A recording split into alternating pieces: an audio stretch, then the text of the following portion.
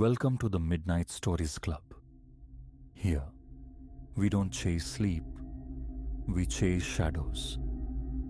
Each night, a tale is shared. Each tale darker than the last. Sit back, light fades. The stories begin.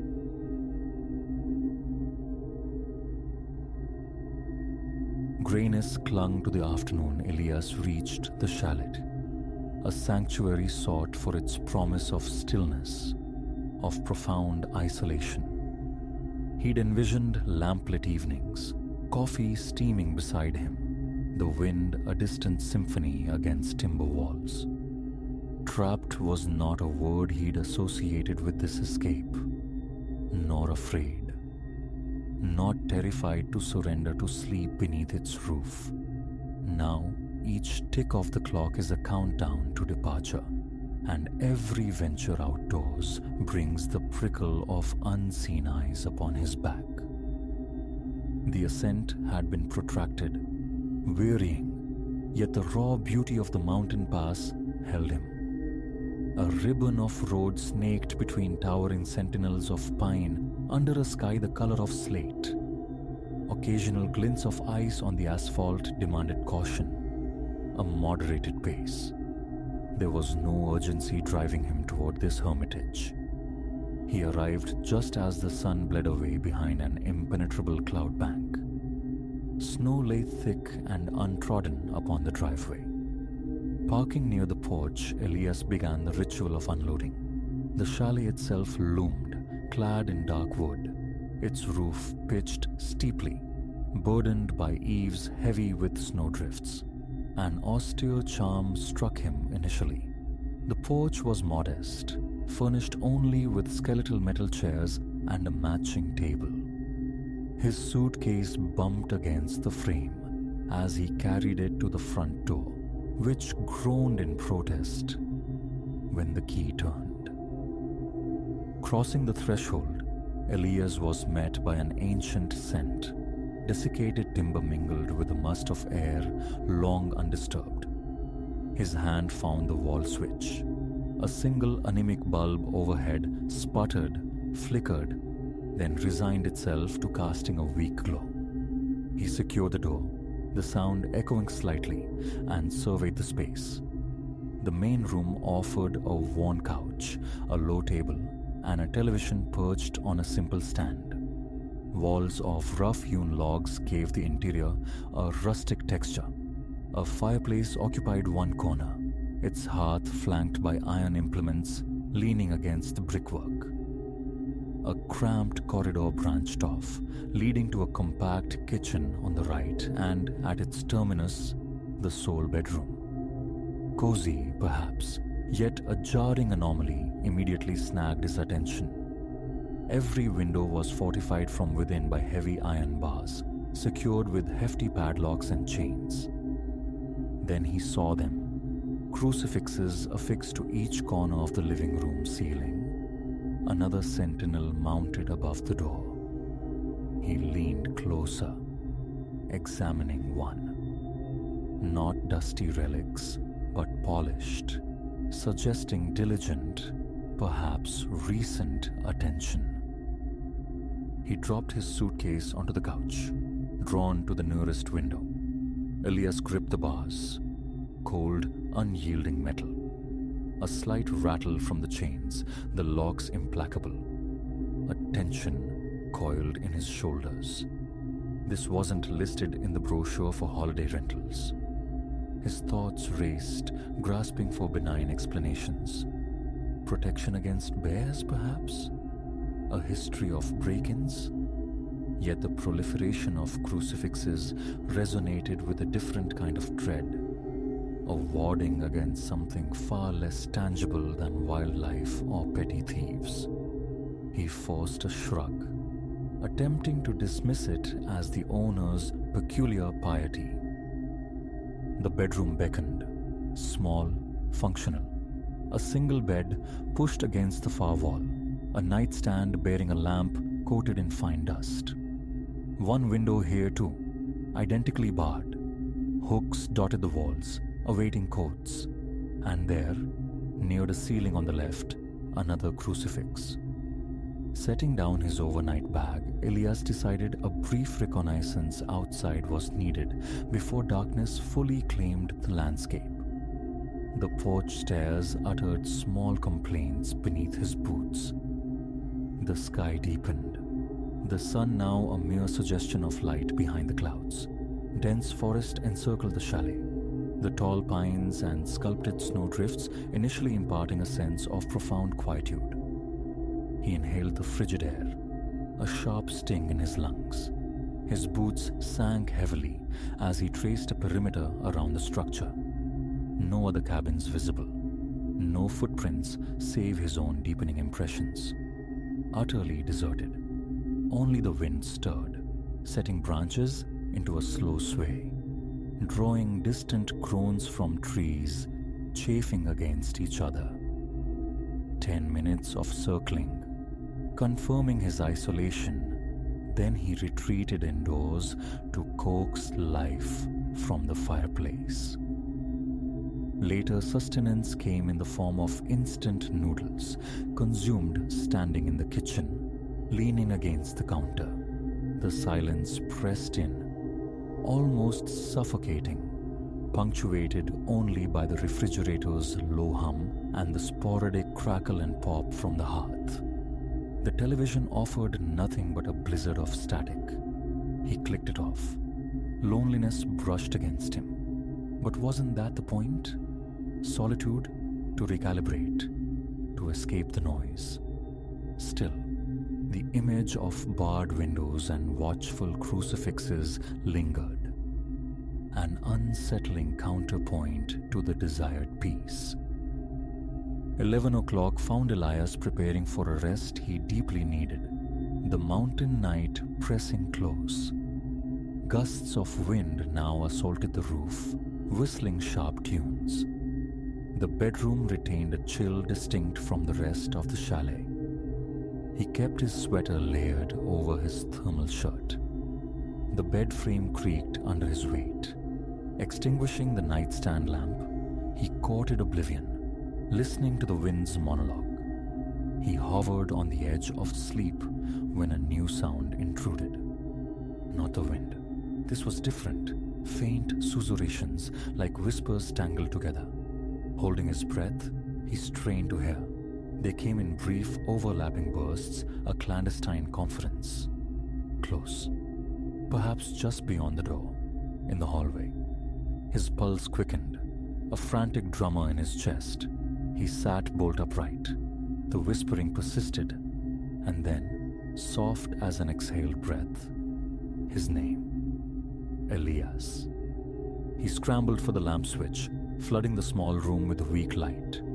The whispers ceased instantly. Silence rushed back in, thick and absolute. He waited, heartbeat thudding against his ribs. After a long minute, he rose, crept to the bedroom door, opened it a crack. The living room lay in darkness, the fire reduced to cold ash. Stillness reigned. He closed the door, the click of the lock unnervingly loud, a tremor running through him. Returning to bed, he left the lamp burning. Sleep became a shallow, fractured thing, his body rigid, anticipating a touch, a presence. Every creak, every sigh of the wind jolted him back to anxious wakefulness. Around 5, dawn still a distant promise. Elias rose. Boots pulled on. He sought the cleansing shock of morning air, hoping a brisk walk might dispel the night's lingering phantoms. He pulled open the heavy front door, and his breath hitched.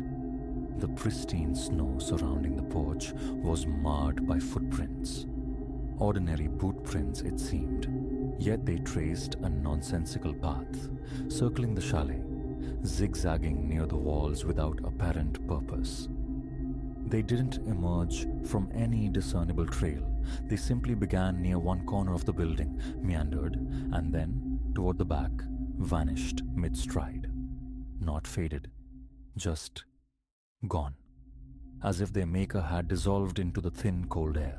Nausea churned within him. A clammy sweat broke out on his forehead. He followed the bizarre trail a few yards until its abrupt termination. Beyond lay undisturbed snow. Retreating inside, he bolted the door. He made a frantic tour of the windows, verifying the integrity of the locks, the solidity of the bars and chains. Nothing appeared disturbed. His gaze lingered on the cold iron, the whispers, the impossible footprints. His hands had developed a distinct tremor. Coffee. He needed coffee, needed rationality. Perhaps a local eccentric. Or maybe he'd made them himself during his brief walk yesterday evening. But the boot size wasn't quite his, and the sheer number of impressions far exceeded his short circuit of the property. A weight settled in his chest, heavy and cold. The day became an exercise in forced activity. He located a key on the kitchen counter for the small, locked shed flanking the chalet.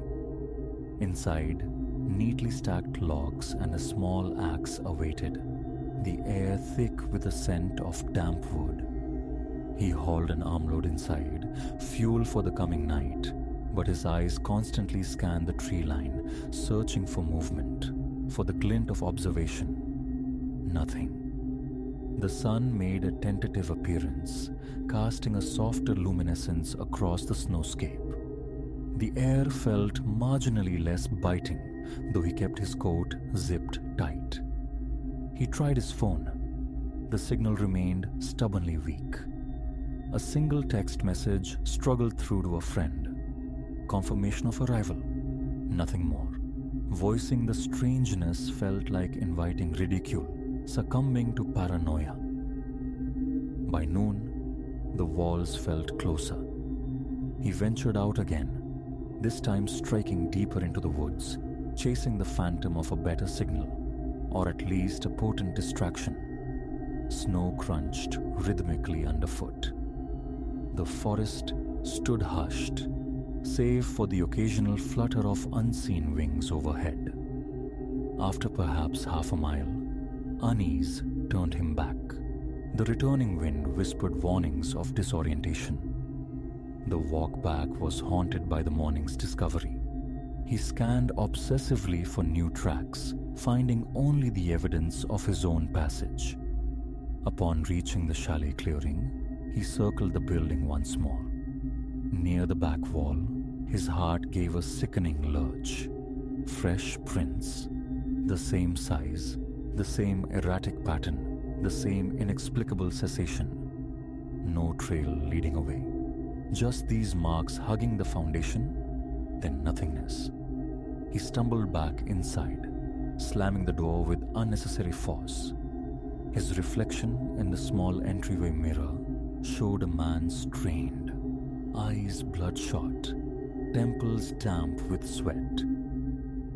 The remainder of the afternoon dissolved into restless pacing within the living room's confines. Television static. A small stereo in the kitchen yielded only a faint, ghost-ridden country station crackling through interference. He silenced that too. He constructed a sandwich, chewed and swallowed with conscious effort. Drank icy water directly from the tap, the pipes rattling their complaint. As evening bled the sky back to its familiar dull gray, the wind began its circling lament around the chalet. He built the fire early, feeding it generously. Flames leaped and danced, casting kinetic shadows, yet offered no solace. His gaze kept returning to the crucifixes, silent guardians on the walls, to the impassive bars, the heavy chains. Were they truly meant to keep something out? Odd, a thought that now looped relentlessly, chillingly through his mind. Were they meant to keep something in? That night, The whispers commenced almost the moment he doused the main lights, settling by the hearth's flickering glow. A soft, sibilant voice materialized near his ear. He flinched violently, spinning around. Empty air. Then, a chorus arose. Layered voices, indistinct yet undeniably present, seeming to emanate from the room's shadowed corners. Low, uneven cadences, and again, his name, Elias, spoken clearly this time, a distinctively male timbre. His heart hammered against his ribs. Scrabbling to his feet, he seized the iron poker from the hearth, backing away, until his shoulders met the rough log wall. The murmuring congress continued. For several agonizing minutes, the poker felt heavy, slick in his trembling grip. Gooseflesh prickled his arms.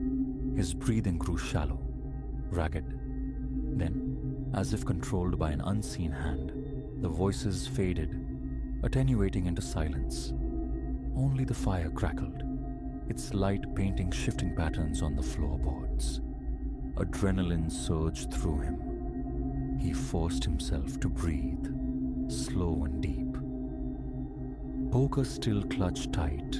Elias retreated to the bedroom, locked the door, and wedged a chair firmly beneath the handle.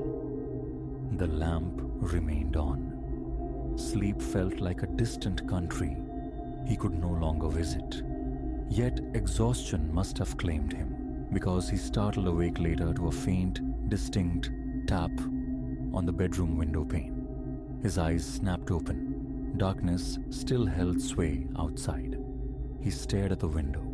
Beyond the bars, only blackness. Then, again, tap. Soft, insistent, like a fingernail flicking against the glass. He sat up, heart pounding a frantic rhythm. The tapping persisted for a moment, then ceased. Rising, poker held ready. He cautiously approached the window, peering through the bars into the void. Nothing but the howling wind and the impenetrable dark. The glass was cold, clear. No frost, no condensation, no handprints. He stood sentinel there for a long time, listening, waiting. Eventually he retreated to the bed, but didn't lie down. Simply sat, his gaze fixed on the barred aperture to the night. Pale morning light filtering through the bars eventually roused him. He stood stiffly, surveyed the chalet's interior, unchanged. But outside, more footprints, a profusion of them, encircling every wall this time. Some looped bizarrely, lingering beneath each window, as if someone had paced there, peering in. A visceral shiver traced its way down his spine. Enough. He couldn't endure another night, another whisper, another inexplicable sign. Exhaustion gnawed at him, nerves frayed raw. His face felt tight, chapped by cold and sleeplessness. Decision made, he began to gather his belongings, tossing items into his suitcase with scant regard for order. He flung the front door open, hauled the bag out into the biting air. A welcome slap compared to the cloying atmosphere within. The car loaded in a frantic rush, a quick pat-down confirming wallet and keys, then he twisted the ignition. The engine caught, coughing to life, the heater beginning its low thrum. One last glance back at the chalet. The crucifixes held their positions. The window bars glinted dully in the nascent light. For a fleeting instant, he thought he saw movement near the porch, a flicker of shadow crossing the main window, but he forced his gaze away, refusing the bait. He slammed the car door shut, hands unsteady on the key. The engine sputtered, then settled. Backing out, tires crunching on the disturbed snow, his eyes darted to the rearview mirror. The chalet receded. He pressed down on the accelerator, pulse still erratic. The mountain road beckoned, its curves demanding focus, the icy patches a tangible threat. Scenery forgotten, his sole objective was the main highway. Distance, escape. The whispers were gone, yet a peculiar pressure lingered in his ears, as if the silence itself was unnaturally dense. His throat felt constricted. His grip tightened on the steering wheel, knuckles white, shoulders aching with residual tension. He drove until the reassuring glow of a small gas station emerged from the wilderness. Pulling in, he cut the engine but remained seated, letting the car tick cool around him. Safety, or the illusion of it. The station's fluorescent lights seemed unnaturally bright, making him blink. The depth of his depletion hit him then. Face numb, hands tingling. What resided in that barred, sanctified chalet, Elias couldn't say.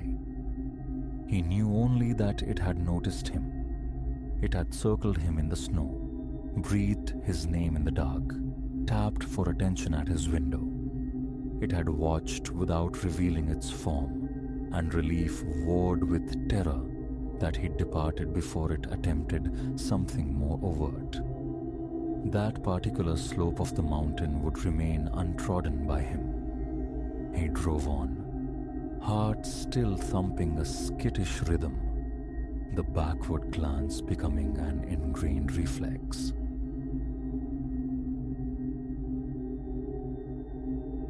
The dust of the unclaimed acres rose to greet Elias as he set foot on the land, the late afternoon sun bleeding low across the horizon. His boots crunched on the parched earth. Barely a week had passed since the ink dried on the deed. He'd spent scant time here, absorbing only the skeletal facts.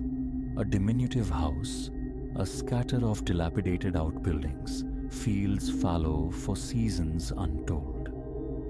A peculiar quiet hung heavy that day, a suspension in the air, as if the very landscape held its breath.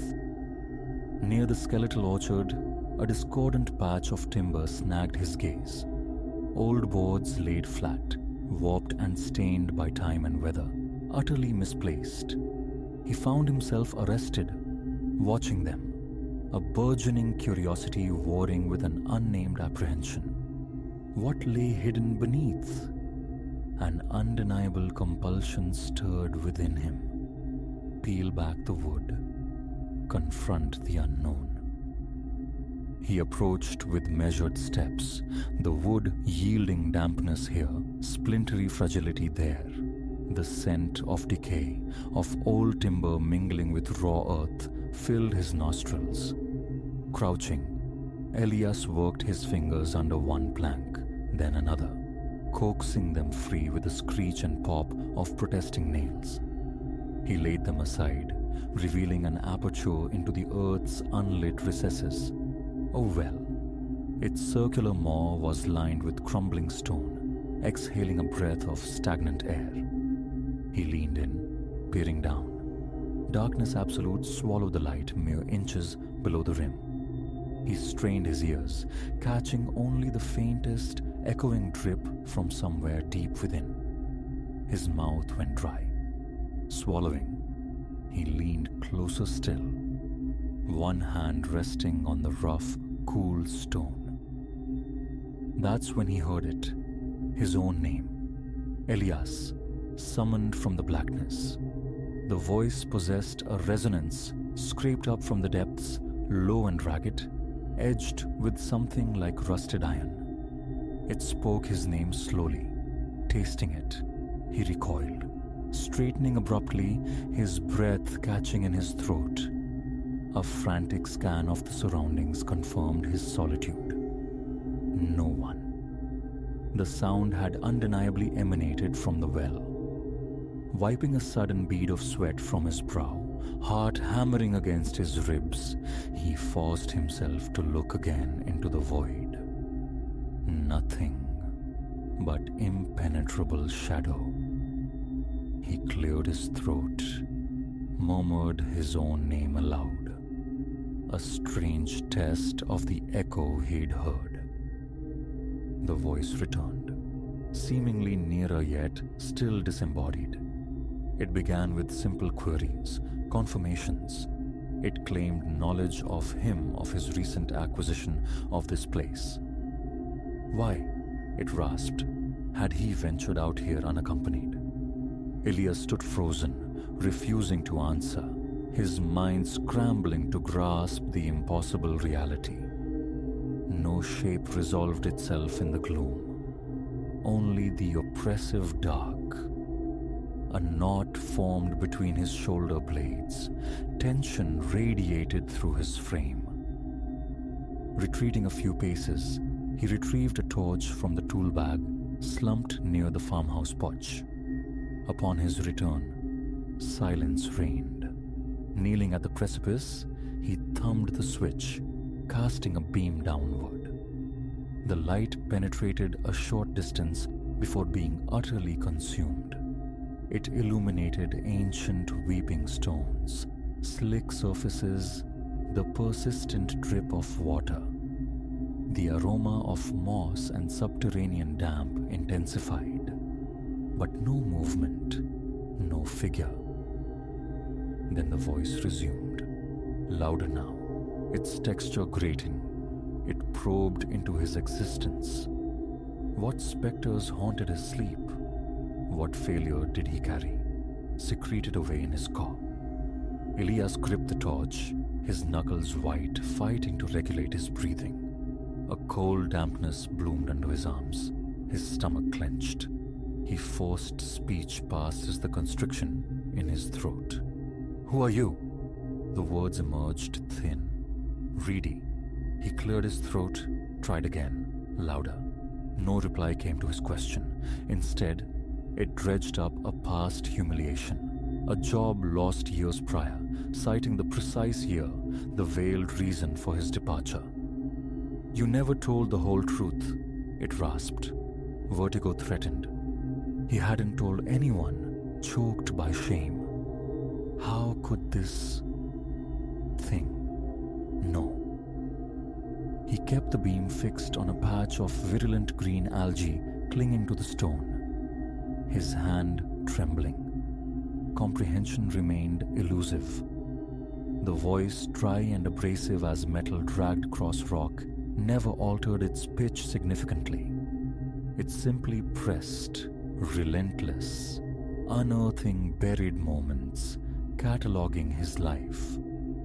It spoke his name again. "Are you afraid, Elias?" He rose, backing away from the well slip.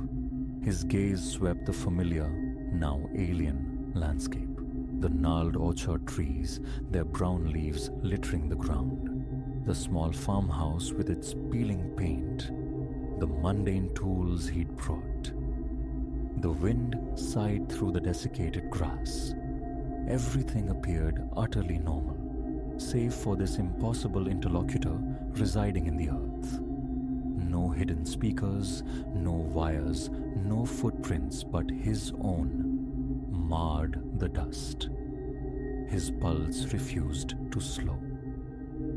He resolved to speak again, his voice emerging flat, strained. He didn't know who it was, what it sought. The voice countered immediately, demanding to know why he had forsaken certain promises, vows made not to others but to himself long ago. A peculiar ache bloomed in his chest, a sense of entrapment. Striving for composure, he stepped forward once more, leaning over the opening, sweeping the torch beam in short, deliberate arcs. Only the inner walls revealed themselves, layered with grime and mold. He searched for ledges, pipes, any conceivable hiding place. He called out, demanding it show itself. The voice ignored the command, reiterating its previous question about his fears, insisting on specifics, demanding he confess the sources of his deepest anxieties. His throat tightened. He wouldn't answer. He waited, hoping for silence, but the disembodied interrogation persisted, citing a specific instance of hesitation, a moment he had recoiled from opportunity. Why had he retreated? These questions felt like scalpels, precise and deeply personal, wielded by an unseen surgeon. His own breathing roared in his ears. Stepping back, he sought a more direct approach. He hefted a long piece of discarded lumber and probed the darkness, listening for contact. The wood thudded against stone. He lowered it further until it met yielding resistance. Water. He couldn't see it, but the tip emerged slick with moisture. The voice spoke again. Elias. A pause pregnant with unpleasant knowledge. It understood, it claimed, the roots of his hesitation, the reasons he'd shied away from things that mattered. The assertion sent a chill crawling up his neck. How? How could it know? He shifted tactics, circling the well, examining its external structure for any fissure, any concealed point of access. Nothing. The ground remained firm, the stones ancient and undisturbed. His hand traced the rough surface, dislodging tiny particles of moss and grit. He was acutely aware of his own frantic pulse, the whisper of distant leaves. The voice simply waited, unhurried. He considered resealing the aperture. He lifted one of the heavy boards, maneuvering it toward the opening. The voice suddenly swelled, sharper. "Do not close it." It insisted their conversation wasn't finished. A sudden pressure clamped down on his chest. His legs felt unsteady. Willing his hands to remain steady, he asked what it wanted from him. "Tell me," it rasped, "what you regret most." He stood rigid, jaw clenched, refusing to yield, refusing to engage with this entity. Silence stretched, taut and humming with his own heartbeat. His tongue felt thick, his stomach leaden. He swept the torch beam around him again, ground, trees, the darkening sky. Only his property, empty save for himself. Kneeling one last time, he peered into the blackness. Nothing. A strange, morbid magnetism pulled at him. His legs trembled. The thought surfaced. Lower a rope, descend, see, understand.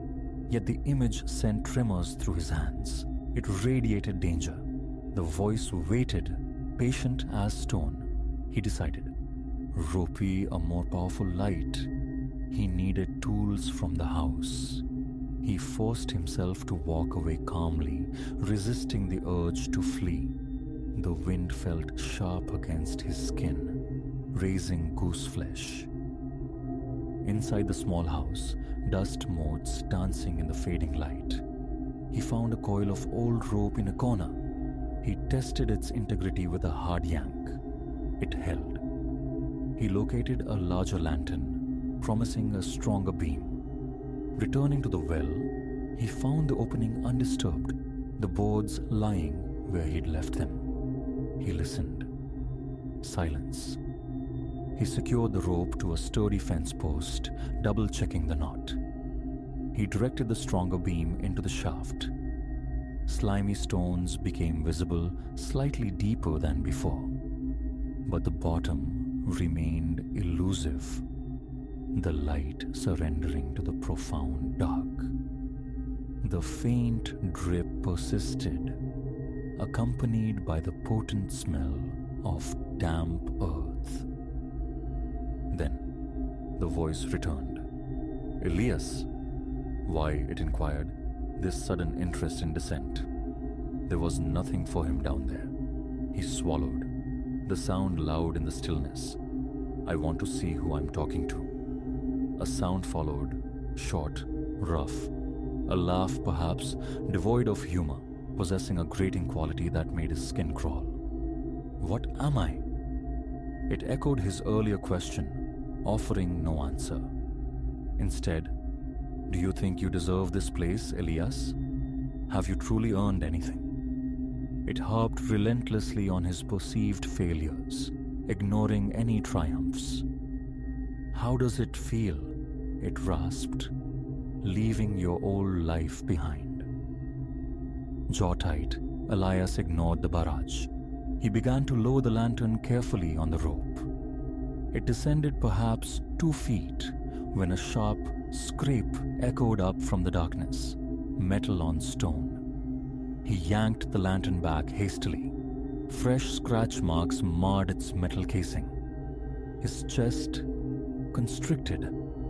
Something below had physically interacted with the lantern. He scrambled back, legs threatening to buckle, heart pounding violently against his ribs. He stared into that black gap, sweat trickling down his spine. Wiping his face, the resolve to descend evaporated completely. Whatever resided in that well had reached out, possessed something capable of scoring metal. Panic surged, hot and suffocating. He fought for control, forcing slow breaths. He demanded again, "What do you want from me?" It merely reiterated its litany. Fears, regrets, failures, unceasing. He clapped his hands over his ears, a futile gesture. The voice wasn't auditory in the normal sense. It existed at the edge of his perception, regardless of physical barriers. He retreated step by agonizing step. The voice remained constant in volume. Further still, yet it pursued him, undiminished. "Elias," it called across the distance, "what frightens you now?" His throat seized. A strangled croak was all he could manage initially. He forced words out. "I don't know what you are. I don't like this. Leave me alone." No reaction, just his name, repeated like a tolling bell. He walked further toward the relative sanctuary of the orchard. Only then did the voice finally begin to recede, diminishing to a low, unintelligible murmur as he reached the ancient trees. His head swam. Nausea churned in his gut. He stood there, gazing back at his small house, his land, the sere grass under the twilight sky. Everything looked deceptively ordinary, yet he knew the waiting void lay concealed beneath those boards. He lingered for several minutes, catching his breath, allowing the frantic rhythm in his chest to subside somewhat. Then, stilling himself, he turned back. He approached the well slowly, gripping a hammer fetched from his bag. He had no clear plan, but the tool's weight offered a sliver of comfort. Silence greeted his return. He peered down. Nothing. He resolved to cover it. One by one, he maneuvered the heavy boards back into place. His hands shook, but he persisted, hammering nails back into the wood, anchoring them firmly. He focused intently on the physical act, the percussive ring of the hammer, the resistance of the nails, the rough texture of the timber. He actively suppressed thoughts of what lay beneath. Once the cover was secure, he stood, stepping back. He listened. Only the sigh of the wind, the rasp of his own breathing. His arms felt leaden. His back screamed in protest. Wiping sweat from his stinging eyes, he surveyed his property. It appeared unchanged, yet irrevocably altered by the knowledge of what lay hidden. Something that spoke with impossible intimacy, scraped metal in the dark, and made his very skin crawl. Turning, he walked towards the house. He would not remove those boards again. He refused to hear that voice, to ponder how it knew his name, his hidden history. He craved ignorance of its rough, metallic cadence. Unease remained, a cold stone in his gut, but he kept walking. The boards were fixed. The well was sealed. His work there was done. Inside the house, he threw the bolt. He placed the lantern on the table, his eyes drawn to the fresh scratches on its casing. He remembered the grating sound, felt the muscles in his neck tighten reflexively. Sleep, he knew, would be a fraught pursuit tonight. He had sought refuge here, a quiet chapter, but now this insidious memory was embedded in the foundations of his new life. Leaning against the cool plaster wall, he listened to the profound silence, punctuated only by his own breath and the settling groans of the old structure. No voice. He repeated the vow to himself: leave the well alone. Whatever it wanted, whatever it knew, was irrelevant. He would not feed its questions. He wouldn't venture near that spot again. There was other work, fences to mend, paint to apply, a barn needing clearing. Plenty to occupy him far from that patch of disturbed earth. As darkness fully claimed the land, he stood at the window, gazing out. The orchard, the fields, the faint outline of the well's cover in the distance. From here, it looked benign, unremarkable. He watched it for a long time, straining his ears, but heard nothing beyond the night's natural sounds. Finally, he slumped at the old kitchen table, attempting to will the tension from his body. A dull ache throbbed behind his eyes. He tried to conjure other thoughts, anything, but his mind circled relentlessly back to the voice, the unnerving familiarity with which it spoke his name, the intimate nature of its prying. He remained inside for the rest of the night, casting frequent glances towards the window. There was no one to tell. He simply waited, listening to the house breathe around him, to the rustle of unseen leaves. He kept imagining the voice, but it did not return. Eventually, he retreated to bed, closing his eyes against the lingering image of the black aperture. When dawn broke, his resolve remained. The well would stay sealed, ignored.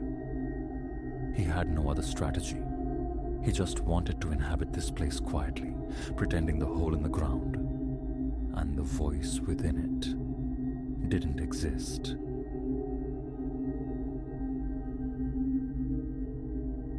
"10 years I've wrestled rigs across these highways, yet one solitary crossroads out in the Sao Paulo hinterlands still knots something tight inside my chest. It lies adrift in an ocean of sugarcane, a place where the world seems to exhale and hold its breath. My radio invariably dissolves into static there. The phone breathes its last bar of signal. Even the ceaseless thrum of insects vanishes, swallowed by a profound quietude that unnerves me every single time. My runs first threaded through this particular vein of the countryside maybe 5 years back. It's a long ribbon of asphalt, mostly 2 lanes wide, hemmed in tight by towering walls of green cane. Occasionally, a gap reveals a lonely farmhouse or a rutted dirt track snaking away, but mostly, it's just stalk after endless stalk. The intersection itself, unremarkable on any map, just a turn off towards scattered, remote homesteads. But I recall the first time I rolled through. High noon, the radio crackled, then surrendered to hiss. That didn't spook me. Brazil's back roads are notorious signal graveyards. Then the phone went dead. Again, no great shock. The peculiarity was the silence settling around the cab, heavy as felt. Ordinarily, the air vibrates with insectile hum, the rustle of unseen life in the cane. That day, it was as if deafness had claimed me. My ears feeling strangely plugged, I killed the engine for a moment, straining to catch any whisper from the world outside. Nothing. Utter stillness. Only after I drove on did the familiar chorus of the countryside cautiously resume. Initially, I dismissed it. Atmospheric quirks, dead zones. I navigated that route several more times, observed the same recurring pattern of silence and signal dropout. But nothing else warranted attention. Until roughly a year into the job, a northbound delivery had me approaching that junction deep in the night, nudging to DKM. I remember the moment vividly. Fatigue gnawed at me, and I was debating a coffee stop at the next oasis of light. The road ahead was a tunnel bored through absolute blackness by my high beams. The cane fields stood sentinel on either side, unnaturally still, untouched by any breeze. My radio offered only static, so I silenced it. My phone lay inert on the passenger seat, displaying its useless no service icon. The very air felt tense, weighted. Then, up ahead, snagged in the cone of my lights on the right shoulder, a presence. Something pallid, stark against the dark. It resolved into what looked like a person draped in white. My first thought, stranded soul. Maybe a hitchhiker needing aid. I eased off the accelerator. The high beams painted the spot clearly now, illuminating what seemed to be a long garment, like a dress. A face remained stubbornly indistinct, lost in shadow or distance. And then, in the space between one heartbeat and the next, the figure ceased to be. Not fled, not ducked. Simply erased. I stomped on the brakes. The truck groaned, shuddering to a halt, my heart hammering a frantic rhythm against my ribs. I stared, transfixed, at the empty space where the figure had stood. My eyes were bleary with fatigue. Yes, but the image burned sharp and undeniable. Leaving the engine rumbling, I grabbed my heavy-duty flashlight. My legs felt unsteady as I swung down and walked the shoulder's edge. I swept the beam into the dense wall of sugarcane, half expecting to find someone collapsed, hidden. The stiff leaves rattled where I pushed them aside, but the deeper gloom revealed no movement, no trampled earth, no snagged threads of fabric, no sign anyone had ever been there. After minutes that stretched thin, I retreated to the cab, my palms slick with sweat. I sat for a moment, forcing measured breaths before engaging the gears and pulling away. That night, the vision replayed itself behind my eyelids. I mentioned it later to Mateo, a fellow driver familiar with the region. He offered a shrug, muttered something about lonely roads playing tricks on tired eyes after dark.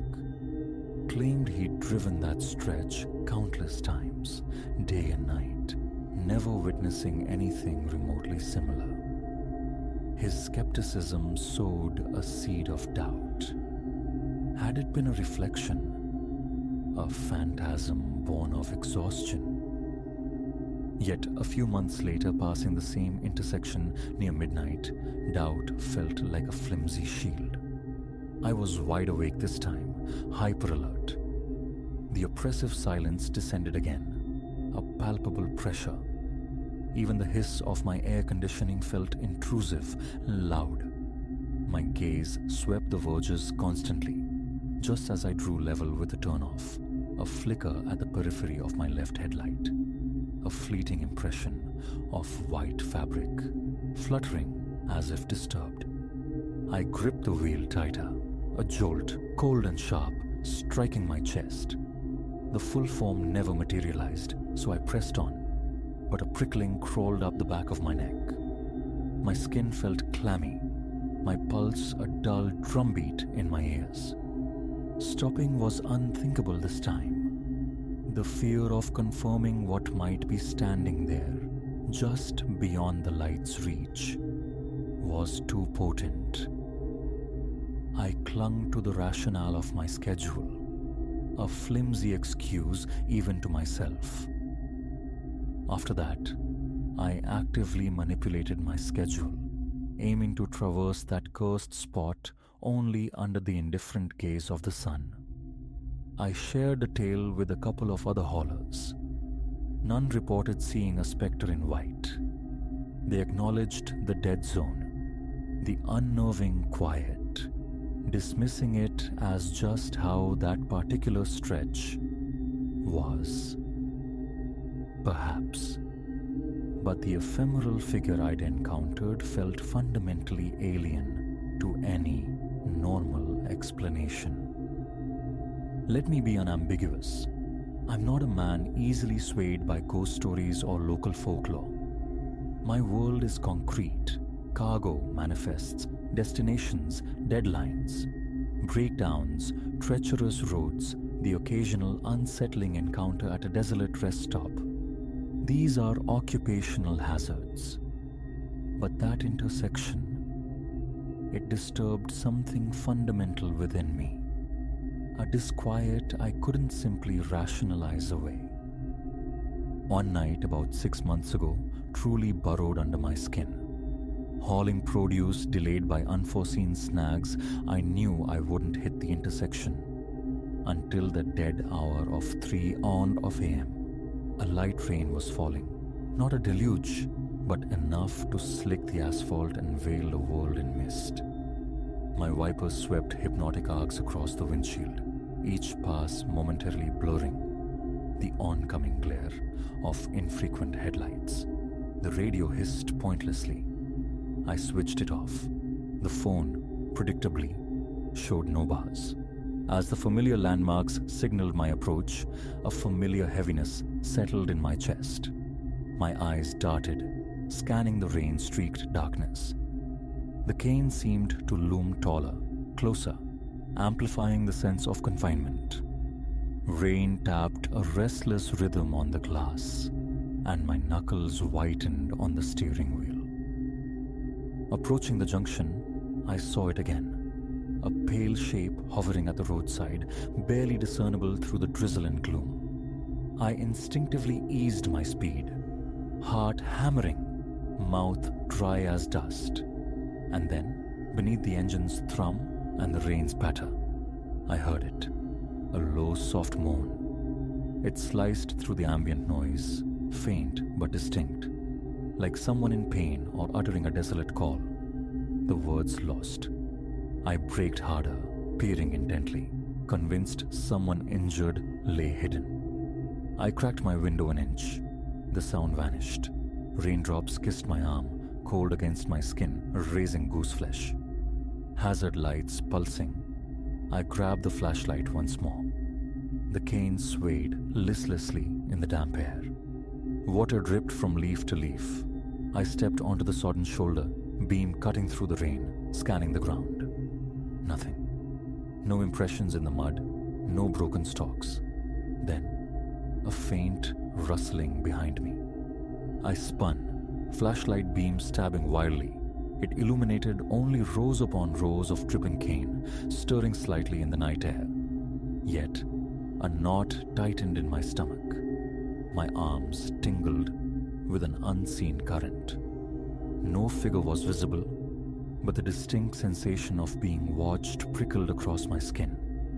I scrambled back into the sanctuary of my cab, slamming and locking the door. I sat there for a minute, heart galloping, the air thick with the smell of damp earth and my own cold sweat. My shirt clung to my back. With immense effort, I forced myself to drive on.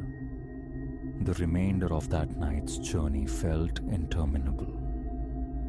Sleep evaded me for a week afterward.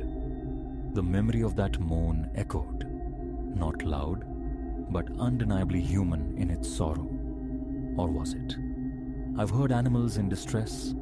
This timbre was different, unsettlingly familiar, yet unplaceable. I recounted it to another driver. He speculated about a local worker seeking attention, perhaps injured. But the vanishing act? The utter lack of trace. Why evaporate into the rainy night? Over the ensuing months, I cautiously probed locals at roadside diners. A couple offered knowing nods, murmuring about that stretch possessing a strange energy, a place they wouldn't walk after dark. Another confirmed the perpetual signal void, advising against lingering. No one offered anything concrete. Some ribbed me about seeing shadows. Others met my questions with indifferent shrugs. I inquired vaguely about accidents, tragedies, but gleaned no specifics. I didn't push, transforming my halls into some kind of spectral investigation held no appeal. My objective remained simple: do the job, stay sane. Still, every approach to that place became a ritual of bracing myself. Roughly 2 months passed. I rolled through the intersection around 1 a.m. The night was exceptionally clear, the sky littered with stars, a bright moon bathing the landscape in silvery light. Sometimes lunar illumination helps pierce the darkness, and I hoped it might quell my habitual jumpiness. But predictably, as I neared, the radio succumbed to static. I killed it preemptively, felt the familiar pressure build in my chest, and eased my speed. This time, movement registered directly ahead, square in the middle of the intersection, not lurking on the shoulder. My first thought was a stray animal. I prepared to brake hard, but the form resolved into white, a dress-like shape, featureless, devoid of discernible arms or head. Just presence. Ice seemed to sluice through my veins. What the hell? I muttered aloud, the words swallowed by the cab's silence. Then, instantaneously, it wasn't there. I blinked, scanned the empty crossroads, the motionless fields. Nothing but asphalt and cane under the moonlight. The rumble of my engine, the thud of my own pulse in my throat. Those were the only realities. I drove on, heart refusing to slow, noticing the dark patches spreading under my arms. I cranked the AC, letting the cold blast wash over me, a futile attempt to steady nerves frayed thin. My mirrors became obsessive focal points for miles, every roadside shadow a potential recurrence. Minutes later, crossing some invisible threshold, my phone chimed, signal restored. The radio sputtered, catching fragments of a distant station. Relief washed over me, potent but incomplete. I lack a name for this phenomenon. Ghost, apparition, optical illusion. I claim no certainty. All I possess is the bone-deep knowledge that the intersection feels fundamentally wrong. The air hangs differently there, heavier, charged. Perhaps some tragedy occurred, leaving an indelible psychic stain. Maybe it's a bizarre pocket of electromagnetic interference. The truth remains elusive, but the passage is always dreaded. The knot in my gut invariably tightens. A numbness creeps into my arms as my grip strangles the wheel. My jaw clenches. My eyes scan, perpetually anticipating that flicker of white. Just 2 weeks ago, my schedule conspired against me again, placing me at the crossroads after midnight. I tried to depart earlier, but highway snarls devoured time. By the time I left the main artery, the night was deep. I pulled into a gas station 20 miles shy of the spot, needing a moment to collect myself. Checked the truck, downed a scalding coffee, exchanged a few words with the attendant. He mentioned, unprompted, that the area beyond the next hills had its share of strange tales. Said he'd heard whispers of a figure in white, though he'd never seen it himself. A chill traced its way down my spine at his casual confirmation. I didn't ask for more. Eventually, I resumed my journey. The night was tranquil, stars blazing, the sweet earthy perfume of sugarcane heavy in the air.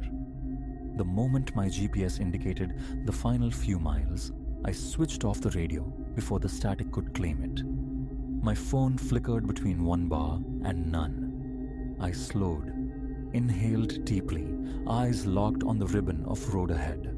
Sweat filmed my palms. I wiped one, then the other, on my jeans, keeping a steady hand on the wheel. I passed the sign marking the turnoff. The cane pressed close on both sides, an impenetrable curtain. The road ahead lay deserted, save for the distant receding taillights of another truck, miles behind me. As I closed within a quarter mile, the silence descended, absolute and enveloping. The engine's familiar growl seemed muffled, distant. Cracking the window, I listened intently. No crickets, no wind rustling the leaves, nothing. I reached the intersection itself. My headlights swept across the familiar junction. The asphalt gleamed innocuously. The shoulders were empty. For a fleeting moment, I allowed myself to hope this passage would be uneventful. Then, in the corner of my eye, a slow drift of movement. I snapped my head left. There it was, poised just at the edge of the cane field. The white dress shape again, long, pale, utterly still. My hands began to tremble violently. I hit the brakes, the seatbelt biting sharply into my chest. The figure seemed to recede, melting back into the dense foliage. I strained my eyes, desperate for detail, for confirmation of human form. A face. Silence reigned. Not even the leaves stirred. Sweat trickled down my temples, the sharp metallic tang of my own fear stinging my nostrils. I waited, seconds stretching into an eternity, then made the decision. No more flashlights, no more futile searches.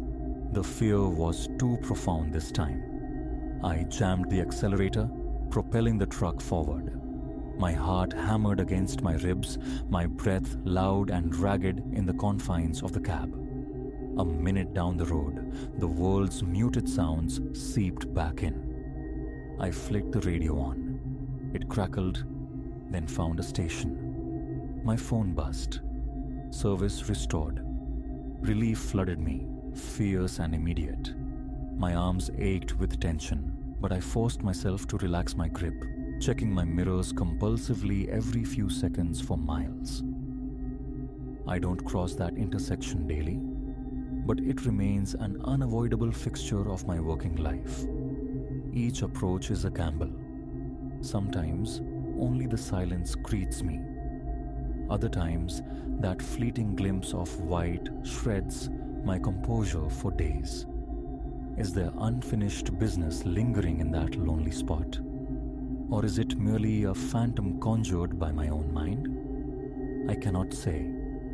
But denying the visceral reality of what I've witnessed feels impossible. So whenever my route bends towards that place, I brace for the dead air, the radio silence, and the potential watcher by the roadside. I keep driving. Quitting isn't an option, but a weight of it remains. Every time headlights glance off that particular turn, my stomach clenches. I rarely speak of it now. I just keep my eyes fixed ahead, push through, and hope tonight isn't the night a figure in white decides to appear. If it does, I'm driving on. Explanations be damned. I know what I felt, what I saw, and even after all this time, it rattles me to my core.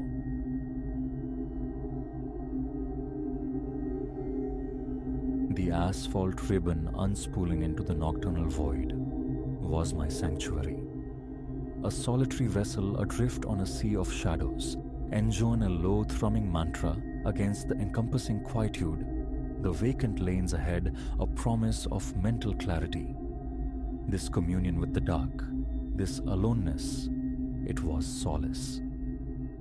Yet, on this particular transit through the umbra-soaked hours, that cherished solitude fractured. It began as twin stars materializing low in the rearview firmament. Distant, indistinct points of luminescence where moments before only blackness reigned. Innocuous, perhaps, another traveler traversing this lonely artery. But they didn't swell and bloom as approaching lights should. They held their station, unwavering lumens tethered to my velocity, spectral chaperones in the vast emptiness. The dashboard clock glowed a stark 2:13 a.m. Miles of unadulterated emptiness had scrolled past. No hamlets, no fueling posts, not a flicker of another soul until this phantom pair. My knuckles whitened on the wheel, a countercurrent of disquiet rising against the tide of logic. Just another night owl. The thought felt hollow. 10 minutes crawled by. The twin orbs remained constant, neither advancing nor retreating. A perfectly maintained interval that felt less like caution and more like calculation. My own speed registered 65. The highway's accepted rhythm. Let's test this shadow. A nudge of the accelerator. 70, then 75. A brief, hopeful dissolution of the tension as distance momentarily increased. Shattered as the following lights surged in perfect mimicry, reclaiming their precise, unnerving proximity. Now, the cold certainty bloomed. This was deliberate. My heart became a frantic drum against my ribs. Questions swarmed. Who? Why this relentless pursuit? Why not overtake? The road ahead offered no sanctuary, only an infinite corridor of darkness. A shiver traced my spine, the tendrils of visceral dread tightening. 80 miles per hour. Still, they mirrored. No more games. My foot met the floorboard. The engine howled its protest, needle climbing past 90.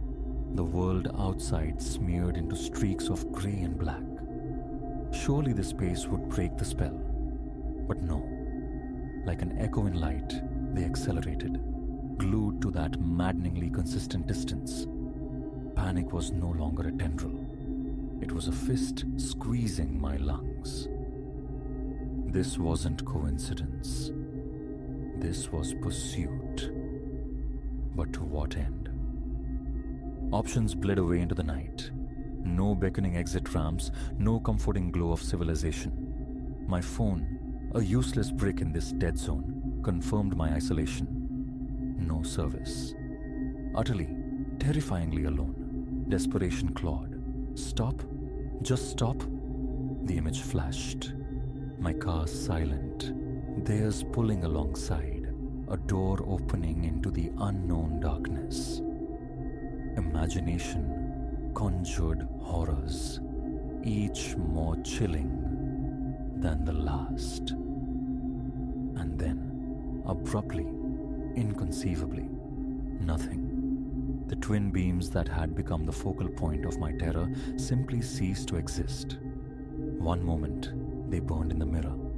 The next, only the receding blacktop met my gaze. I blinked, reflexively easing off the accelerator, my eyes straining against the darkness behind.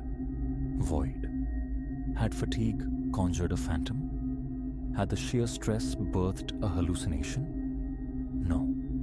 The memory was too vivid. The tension too real. They had been there. And now, they were not. My speed moderated, the engine's roar subsiding to a tenet's hum, though my pulse refused to follow suit. Had they slipped onto some unseen turnoff? Vanished down a track swallowed by the night? The abruptness defied explanation. The clock showed 2:30 a.m. Almost through this. The mantra felt fragile. A persistent wrongness lingered, a prickle on the skin. And then, blinding resurgence. Not distant stars this time, but twin suns exploding in my rearview mirror, impossibly close, instantly filling the frame. A gasp tore from my throat. My hands trembled violently on the wheel. How? How had they closed that distance, silent and unseen? There had been nothing. Now, they were fused to my bumper. A slight defensive weave. They mirrored it flawlessly. An attached predator. The glare was overwhelming, bleaching the world beyond my mirrors. Panic surged, a raw, primal thing. Then, impossibly, they surged closer. An aggressive lunge that felt like imminent impact. My heart vaulted, instinct wrenched the wheel, the tires screaming in protest as I dodged the phantom blow. The light was absolute, annihilating, and as swiftly as they'd attacked, they vanished. Utterly. Again. My foot slammed the brake, the car fishtailing slightly on the deserted asphalt. Wildly, I scanned the mirrors, the road behind. Empty. Silent. Just the vast, indifferent night. Tremors racked my hands. My chest felt banded with ice. What sorcery was this? A vehicle materializing and dematerializing at will. Twice. I sat immobilized for a heartbeat, breath ragged, mind scrabbling for purchase on reality and finding none. No answers lingered in the oppressive silence. I didn't wait for a third act. The accelerator met the floor again, the engine screaming into the void as I fled. Every few seconds, my gaze flickered to the mirror, anticipating the spectral return. But the darkness remained unbroken, the highway stretching behind me, desolate and undisturbed, as if mocking my terror. Only when the fluorescent oasis of a remote fuel station bloomed ahead did I dare to slow. I swung in, engine ticking, hands still unsteady as I killed the ignition. Under the stark, buzzing lights, I remained, letting the adrenaline ebb, the frantic rhythm in my chest gradually quieting, though the images replayed, sharp and terrifying. What stalked that stretch of forsaken road? A malicious prankster with a penchant for the theatrical? Or something altogether less terrestrial, less explicable? I possess no answers, only the chilling memory and an inviolable vow. That particular ribbon of asphalt would never again feel the passage of my wheels under the cloak of night.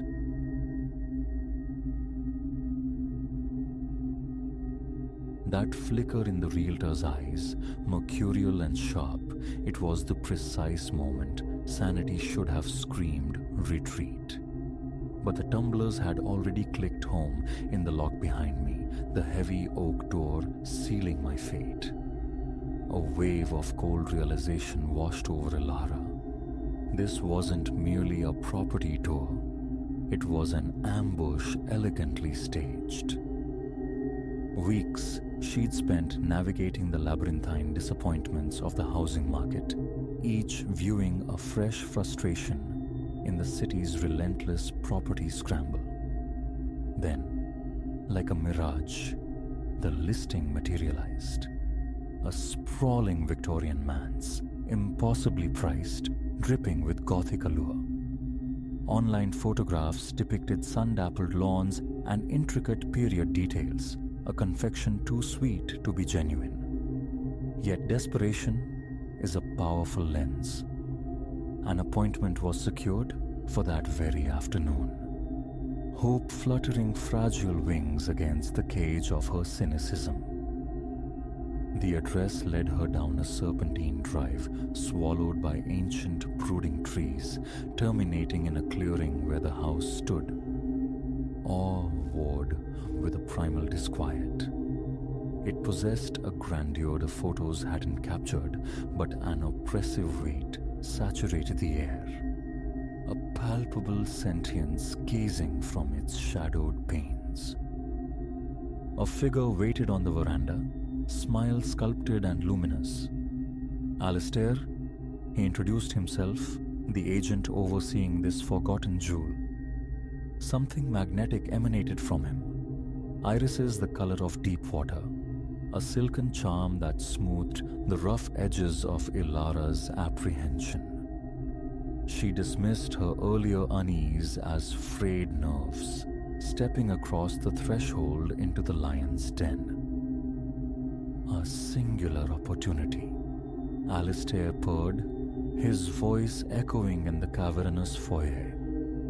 Held within the same lineage for centuries, their letting go is your profound fortune. Ilara nodded, adrift in the visual feast.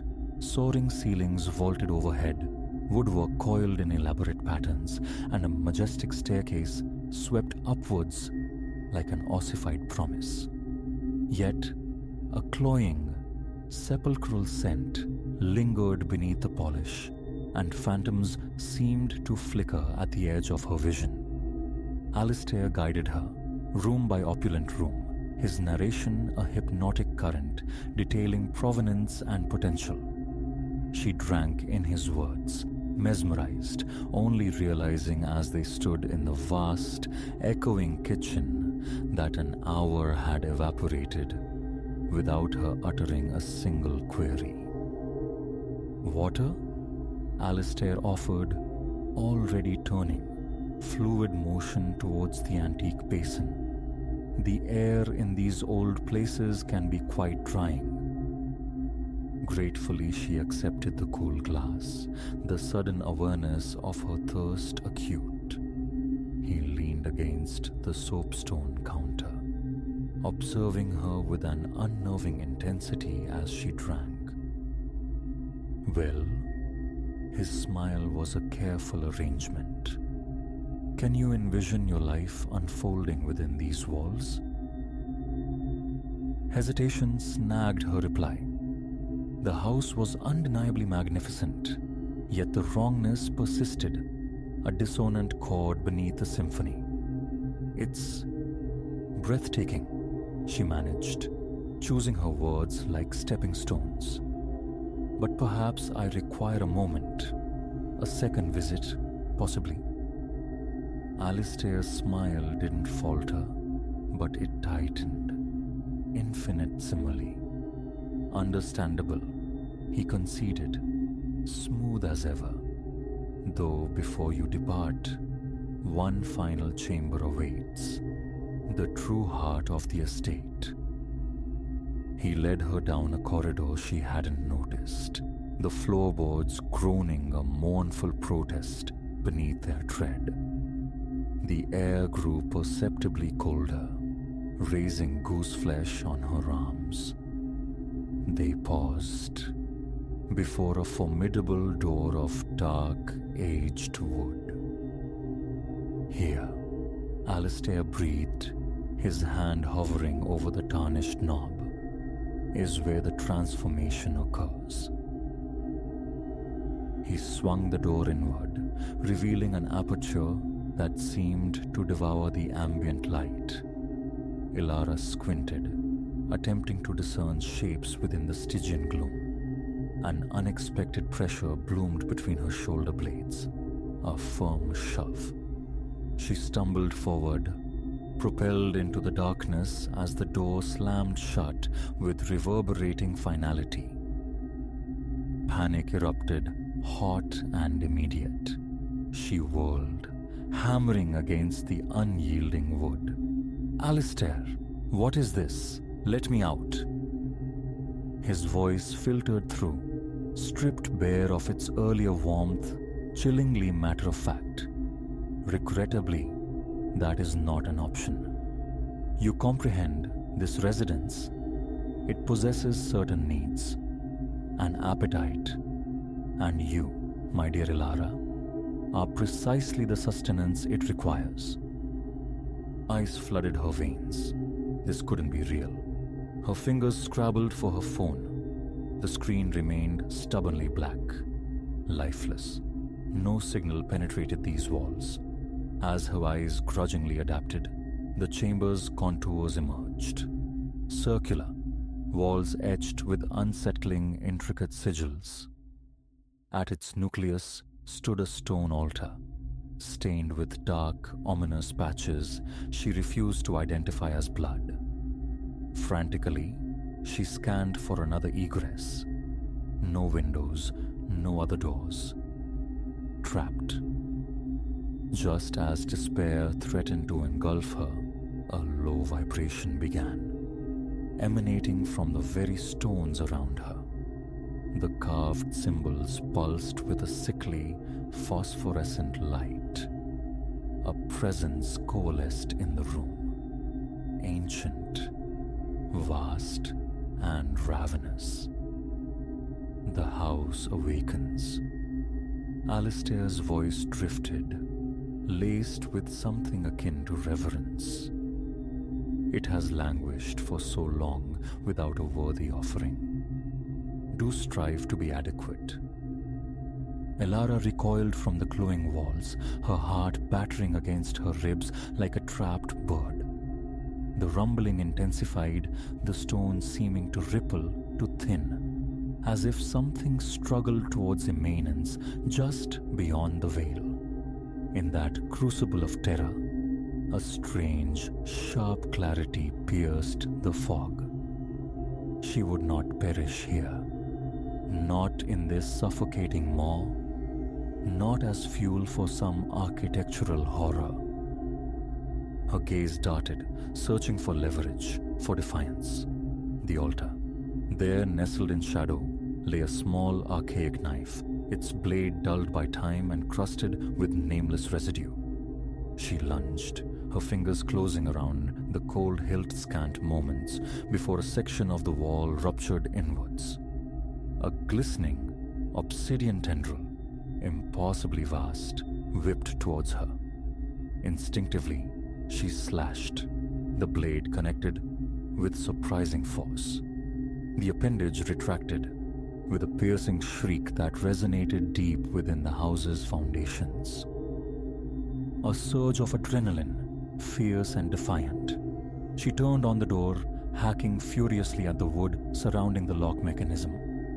Progress was agonizingly slow. The ancient knife bit shallowly. Yet she heard Alistair on the far side, his composure finally fracturing. "Desist," he commanded, his voice tight with alarm.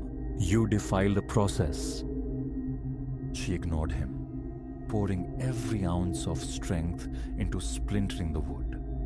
Behind her, the sounds of structural collapse escalated. The presence swelled, pressing closer. Time was bleeding away. With a final desperate heave, the lock assembly shattered. She wrenched the door open, confronting a momentarily stunned Alistair. No time for thought. She shoved past him, sprinting down the hallway, lungs burning. "Seize her!" Alistair roared into the empty air behind her. But who was he commanding? Surely they were alone. As she fled, the house itself seemed to conspire against her. Eyes in the portraits swiveled, tracking her desperate flight. Floorboards buckled slightly underfoot, seeking purchase on her ankles. The very architecture was hostile. She burst into the foyer, the front door a beacon of salvation. Her hand closed on the brass handle, only for something to ensnare her ankle. Looking down, she saw the ornate rug animating, its fringes coiling around her leg like vipers. A cry, part frustration, part terror, tore from her throat as she hacked at the living textile with the knife. It released her with a sibilant hiss. She tore the front door open, tumbling onto the cool stone of the porch. Night air struck her like a physical blow, momentarily clearing the fog of horror. Night. How long had she been inside that temporal distortion? Footsteps pounded down the stairs.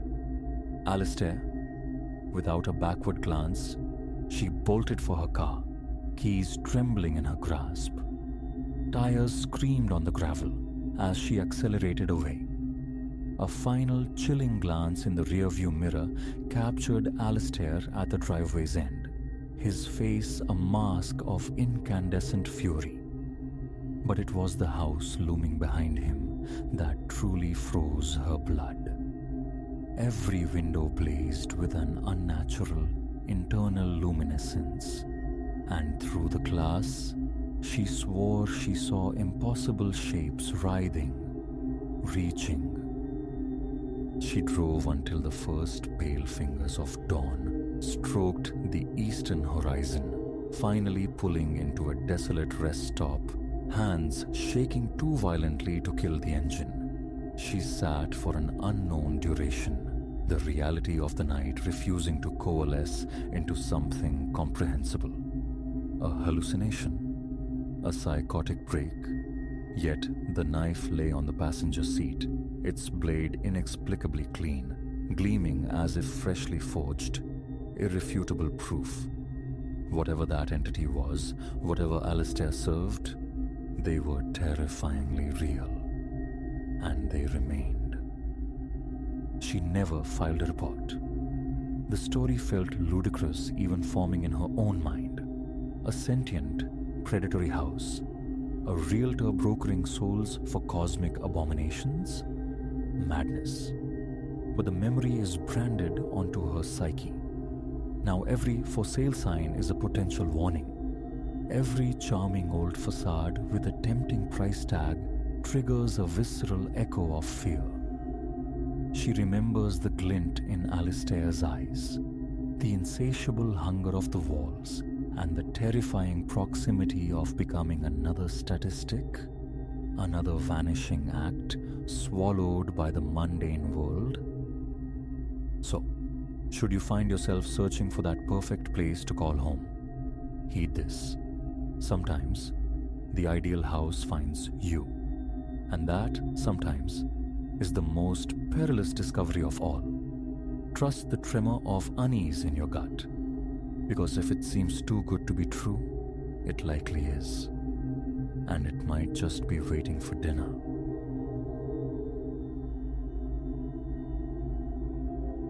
The instant that cloying, chemical sweetness flooded my palate from the complimentary arrival cocktail, a primal alarm shrieked within me. Wrong. Viscerally wrong. But the realization dawned too late.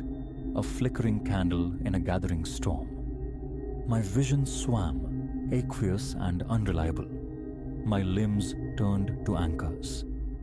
Through the distorting haze, I perceived the hotel attendants, their meticulously crafted welcomes curdling into something predatory. This sun-drenched sanctuary, I grasped with nauseating certainty, had just unveiled itself as a meticulously disguised abyss. It commenced with such luminous promise. My wife, Elara, and I, we'd scrimped for an age, hoarding dreams of this very escape. An advertisement materialized. 5 stars shimmering beside turquoise waters, a price point defying belief. The testimonials effervesced. The photographs whispered paradise. Resistance felt futile. We arrived at the Azure Haven under a benevolent afternoon sun, the percussive rhythm of the surf a constant, soothing presence. Inside, the lobby unfurled, a cool expanse of veined marble and soaring glass, crowned by a chandelier like captured starlight. An attendant materialized, smile perfectly calibrated, proffering 2 glasses filled with an unnervingly vibrant turquoise liquid. Our signature aperitif, she purred. A taste of the island. I sipped. Sweetness pirouetted across my tongue, undeniably pleasant, yet shadowed by an acrid undertone I couldn't decipher. An exotic botanical, perhaps? I dismissed the dissonance, attributing it to unfamiliarity. As the check-in unfolded, the staff's attentiveness registered, hyper-aware, their gazes lingering, those smiles never faltering. Exemplary service, I rationalized then. Now, the memory chills me. I should have heeded that prickle of unease. Our suite was an opulent fantasy, a bed vast enough to get lost in, a balcony that drank in the oceanic panorama, a bathroom grander than our city dwelling. That first day dissolved in a blissful haze of exploration. Crystalline pools bleeding into the horizon, a secluded crescent of beach, restaurants promising culinary wonders. It wasn't until the evening meal that the wrongness began to coalesce within me. My thoughts felt cotton-stuffed, my coordination sluggish. Elara confessed to a similar lethargy. We blamed the journey, the potent sun, retreating early to our lavish cocoon. Morning brought sharpened strangeness. We awoke to find an attendant silently replenishing the minibar. He offered no explanation when questioned, merely that unwavering smile, before melting back into the corridor. At breakfast, the other patrons moved with a peculiar languor, automatons drifting through paradise. Their eyes possessed a vitreous, unfocused quality. Attempting conversation with the neighboring couple yielded only pre-programmed platitudes about the resort's perfection. I turned to Elara, my unease crystallizing into words, but stopped. She stared, utterly vacant, at the fruit arranged on her plate. Elara? My voice was tight. I touched her arm. Her gaze lifted, but it was like looking into polished glass, the same unsettling emptiness I'd observed in the others. A frantic pulse hammered against my ribs. Something here was profoundly, terrifyingly broken. Murmuring an excuse about needing air, I fled the dining area. Crossing the opulent lobby, my gaze snagged on a door marked "Personnel Only," left slightly ajar. A furtive glance confirmed I was unobserved. I slipped through. The transition was jarring. The plush luxury vanished, replaced by a sterile corridor bathed in the unforgiving glare of fluorescent tubes. Muffled voices emanated from a room farther down. Heart thudding, I crept forward. Latest intake shows excellent receptivity to the protocol, a male voice stated clinically. Phase 2 initiation viable by tomorrow. Superb, a woman responded, her tone clipped and efficient. The benefactors anticipate results. This new formulation demonstrates significantly improved efficacy. Benefactors. Formulation. Ice water sluiced through my veins. What infernal theater was this? I risked a peek around the doorframe. The sight sent bile surging into my throat. A laboratory, stark and functional. Rows of beds lined the room, occupied by inert figures, guests. Attendants in white coats moved amongst them, tending to monitors adjusting intravenous drips. A gasp must have escaped me. Suddenly, every head swiveled. The smiles were gone, supplanted by gazes as cold and sharp as scalpels. It appears we have an inquisitive guest, the woman observed, her voice like chipped ice. Secure him. Panic ignited. I spun, tried to run, but my legs were treacherous weights. still burdened by whatever poison laced that welcome drink. Halfway down the corridor, hands seized me, rough and inescapable, dragging me back towards the sterile horror.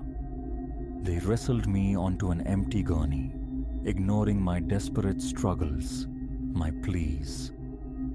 The woman loomed above, a hypodermic needle glinting in her grasp. "A pity," she murmured, almost conversationally. "You might have enjoyed a truly restorative holiday. Now, regrettably, you must join our little project somewhat ahead of schedule." The needle bit deep. Fire raced through my veins. The room began to tilt, voices warping into meaningless noise. What? What are you doing?" I forced the words out. Her smile returned, utterly devoid of warmth. "Advancing humanity, my dear fellow. Cognitive refinement, physiological enhancement, and you fortunate patrons are providing the raw data." The truth struck with the force of a physical blow, not a resort, a facade, a harvesting ground for illicit human trials. As darkness encroached, a single thought burned. Elara. Was she lost already? Would I ever see her truly again? Consciousness returned indeterminately later. I was back in our suite. Elara slept beside me, seemingly undisturbed.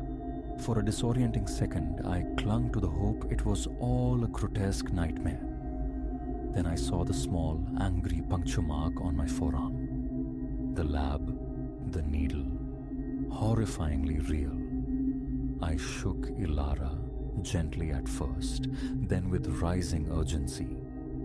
Relief, profound and overwhelming, washed over me as recognition flickered in her eyes. "We have to leave," I whispered, the words tumbling out, recounting the hidden lab, the overheard conversation, the chilling truth. Skepticism warred with dawning fear on her face. I thought I was just having strange dreams," she stammered. "But I can hardly remember yesterday at all." We packed with frantic stealth, adrenaline overriding the lingering drug-induced haze. Our escape plan: feign normalcy, reach the gates, find help. But opening our door revealed an attendant stationed outside, that same plasticine smile fixed firmly in place. "Is everything satisfactory, sir, madam?" he inquired, his tone bland, his eyes chillingly alert. "Perfectly," I lied, my voice tight. "Just heading out for an early stroll on the beach." He nodded, but as we moved past, I saw him murmur into a concealed radio. We walked through the lobby, attempting nonchalance, acutely aware of the unseen gazes tracking our progress. We were almost at the main entrance, freedom tantalizingly close, when a piercing alarm shattered the morning calm. "Condition red," a disembodied voice echoed from hidden speakers. "Subjects attempting egress." All pretense evaporated. We ran. Shouts erupted behind us, the heavy tread of pursuit pounding on the marble floor. We burst into the sunlight, sprinting across the manicured driveway. A taxi was pulling up, depositing oblivious new arrivals. Without conscious thought, I wrenched open the rear passenger door, shoving Elara inside. "Go!" I yelled at the bewildered driver. "Get us out of here. Please, just drive."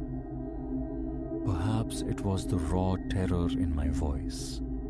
or the sight of uniformed figures rapidly closing in. But he didn't hesitate. Tires squealed as he slammed the car into gear, accelerating away from the azure haven. Speeding down the coastal highway, Elara and I clung to each other, trembling violently. We were out. But the escape felt hollow. What irreversible changes had been wrought within us during our drugged captivity? How many others remained ensnared in that gilded cage? In the nearest city, we recounted our ordeal to the authorities. Our story, frantic and bordering on the unbelievable, was met with thinly veiled disbelief. Our word against a prestigious 5-star establishment. Without concrete evidence, we were dismissed. By the time any official inquiry was reluctantly initiated, the Azure Haven had vanished, closed abruptly, its staff and remaining guests gone without a trace. Months bled into a disquieting future filled with medical examinations.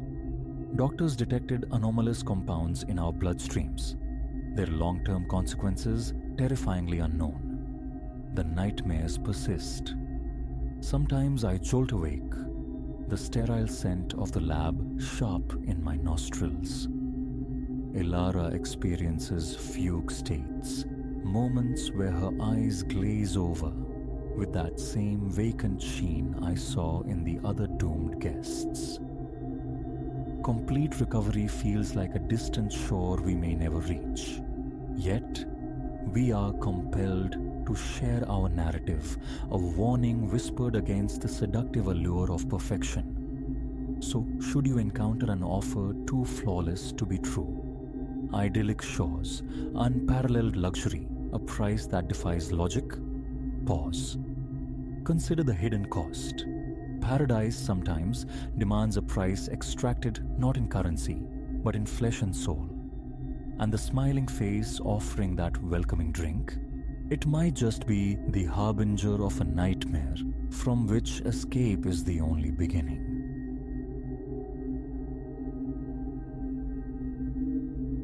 My own bedroom walls, once the limit of my small world, now hold a disquiet I never invited. It started subtly, with that stain near the headboard, a murky bloom on the plaster, easily mistaken for damp or age. But then came the whispers, or rather, the humming. A spectral choir, it seemed, drifting from that precise patch of discoloration, weaving a slow, somber melody just beyond the veil of silence. Imagination, I told myself, a trick of tired ears. Until the night I pressed my ear to the cool plaster, and the low thrum vibrated directly into my skull. A chilling intimacy. A secret bloomed then, too strange to share, lodging itself like a stone in my chest, its weight increasing each time I surrendered my focus to that unsettling lullaby. Who could possibly believe such a thing? My name is Elias, 32 orbits around the sun, navigating the solitary currents of this studio apartment. It offers no luxury, merely function. A compact living zone flowing into a kitchenette, a bathroom barely wide enough to turn in, and the bedroom, dominated by the bed itself. Bone-white walls enclose me, save for that one irregular darkness marring the plaster by my pillow. An old watermark, I'd assumed, upon first noticing it, not worth troubling the landlord over. Repairs happened only when plumbing failed, or ceilings collapsed. But weeks ago, deep in the night's velvet stillness, a delicate tune surfaced. I lifted my head, listening intently. Faint, yes, like wind finding a hidden fissure, yet possessed of an undeniable repeating pattern. Music. I traced it to the wall just behind me. Leaning close, breath held, I discerned a tapestry of voices interwoven in strange minor key harmony. a low, resonant humming, articulating syllables I couldn't grasp. Flicking on the lamp, I examined the wall again. The dark patch remained, perhaps subtly larger, though certainty eluded me. No visible cracks, no holes. My palm against the surface registered a distinct coolness, colder than the surrounding plaster. I listened again, but the voices had retreated into silence. Sleep, when it came, was shallow, haunted by the phantom hum. Morning brought the usual rush, the hurried exit into the city's noise, and the demands of the day temporarily scrubbed the night's strangeness from my mind. But returning that evening, curiosity gnawed anew. Straight to the bedroom I went, pressing my ear against the suspect wall, waiting. Silence stretched, making me feel foolish until, just as I began to pull away, the faint humming resurfaced. The same languid, steady melody. The voices were hushed, yet undeniably plural, distinct tones melting together. An idea sparked. Capture it.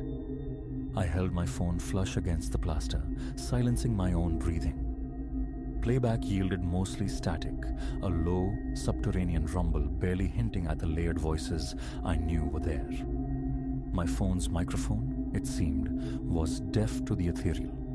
Again and again, I listened, straining to isolate the melody within the digital noise. It lurked there, distorted, a ghost in the machine. Plugging in headphones, cranking the volume, offered only a hollow, distant echo of the harmony. A sharp tension knotted my shoulders. The recording itself felt tainted, unsettling. For days, I forced it down, immersing myself in routine.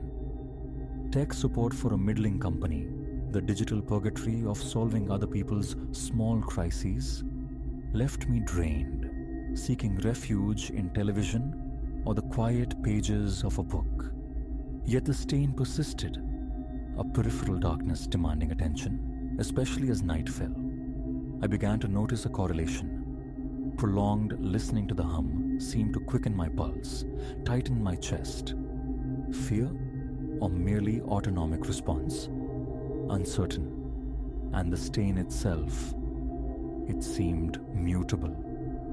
One night, convinced I saw it ripple. As the humming swelled, I recoiled, heart hammering, breath catching. I fled the room, needing distance. Driven by an urge I didn't fully understand, I started transcribing the melody, sketching approximations of the notes in a small notebook. My musical knowledge was rudimentary, gleaned from forgotten school lessons, making the separation of the layered voices a frustrating task. Still, I persisted, sometimes humming fragments aloud to test their accuracy. Each time I did, that constricting pressure returned to my chest, a difficulty drawing a full breath, accompanied by a peculiar churning in my stomach, as if the melody itself were physically pulling something from me. It felt like a puzzle demanding completion, despite the anxiety it provoked. One evening, I dragged out my old keyboard, a relic from high school. Powering it on, I attempted to translate my scribbled notes into sound. Mistakes littered the air before a sequence finally emerged, resonating with chilling familiarity. The instant I played it correctly, a sharp pressure bloomed behind my eyes. My vision swam. My hands began to shake, fingers suddenly clumsy on the keys. A hissed curse escaped me as I stopped. Instinctively, I turned to the wall. The stain looked larger, definitely larger. Had it expanded in that very moment, or was my perception fractured by the sound? It seemed darker, wider, bleeding across the plaster. Scrambling up, I fled to the kitchen, gulping water, hands still trembling. a cold sweat prickling my temples. Sleep offered little respite that night. The tune looped relentlessly in my mind, the soundtrack to restless dreams. Me, standing motionless before the wall, enveloped by the humming of unseen figures. I woke exhausted, drained before the day even began. Staring at the stain, I vowed to ignore it, to impose normalcy. Shower, dress, coffee, work, the motions of an ordinary day. But a profound wrongness lingered beneath the surface, the apartment's silence feeling unnaturally dense.